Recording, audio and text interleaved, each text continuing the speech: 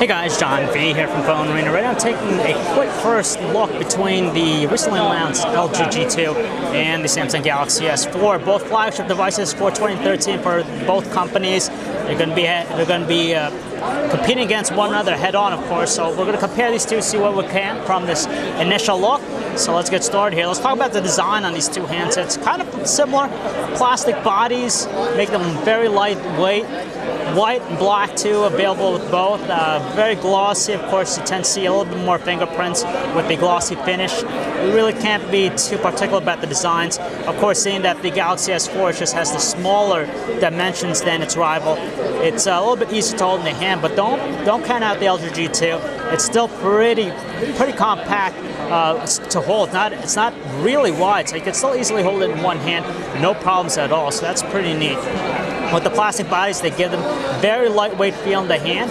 Their constructions are okay, decent, not the sturdiest thing out there. You notice that there's a little bit more hollowness with the LG G2 though. Secondly, the displays. You get a larger 5.2-inch Full HD IPS display, 1080p resolution on the LG G2. In contrast, Samsung Galaxy S4 still has a pretty large one, but it is smaller. 5-inch Super AMOLED HD display, both 1080p resolution.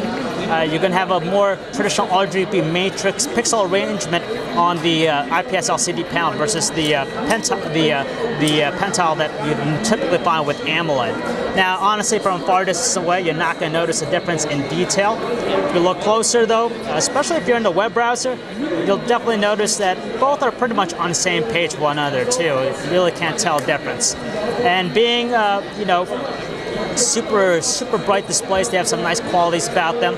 Saturated colors on the Galaxy S4 versus the more neutral, natural tones on the LG G2. They both have the same wide angles, good viewing wide angles, and they have good clarity to them. They don't distort.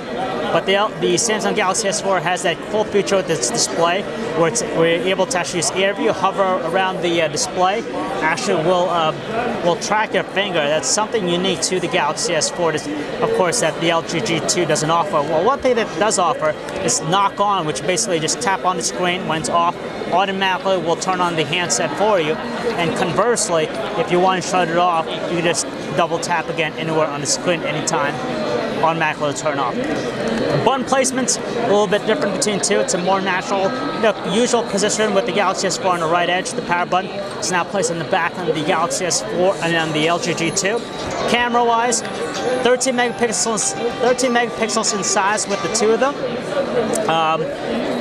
But that's where it ends. We noticed that there's a little bit more of a hump with the Samsung Galaxy S4's camera, just a little bit more, whereas with the G2, it's uniformly flat with the surrounding surface.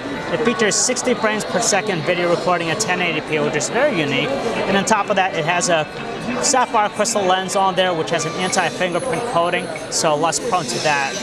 And then, of course, there comes their performances. You're going to get a quad-core processor in each, but the LG G2 benefits from the newer, just announced Qualcomm Snapdragon 800 processor clocking at 2.26 gigahertz, and we just noticed that there's just a fine level of finesse, much more snappy than the Samsung Galaxy S4's quad-core processor. And lastly, there's the experience. They're both running Android, of course, a lot of personalization, but unique features that separate them. Really quick with the Galaxy S4, when it comes to multitasking, they have different ways of executing them. So the Galaxy S4, you're going to have the multi-windows. So basically, you could have two applications running simultaneously. So for example, I have the gallery there, and I could have also the memo at the bottom, so you can do two things at once. LG has a different approach. So let's say if I want to get to the gallery, you have what they call their slide-on feature, which basically, if we slide with 3 fingers, we could save up to 3 different applications at the same time.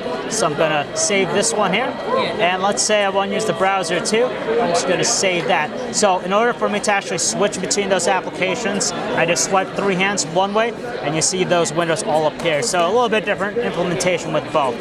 So that's a quick look between the Samsung Galaxy S4 and the LG G2, guys. If you want to learn more about it, check out our website, phonearena.com. Sean V. Thanks for watching.